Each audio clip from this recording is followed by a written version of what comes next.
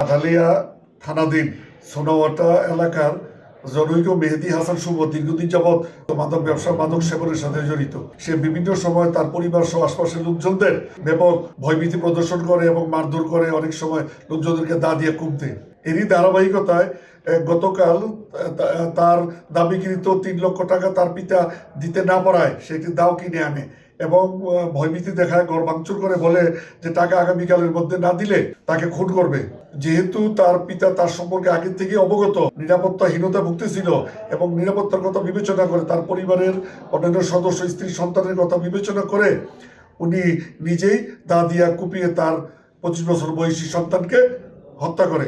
Police সংবাদ পেয়ে তাৎক্ষণিকভাবে ঘটনাস্থলে উপস্থিত হয় এবং লোকজনের সহায়তায় উক্ত খুনিকে গ্রেপ্তার করতে সমর্থ হয়। এই সংক্রান্তে নিয়মিত মামলা রুজু করা হয়েছে। আইনি ব্যবস্থা প্রক্রিয়াধীন আছে। এলাকার আইন শৃঙ্খলা পরিস্থিতি স্বাভাবিক আছে। পুলিশ সুপার মহোদয়ের নির্দেশক্রমে এলাকায় মাদক দ্রব্য নিয়ন্ত্রণে রাখার জন্য সর্বোচ্চ চেষ্টা আমাদের অব্যাহত আছে।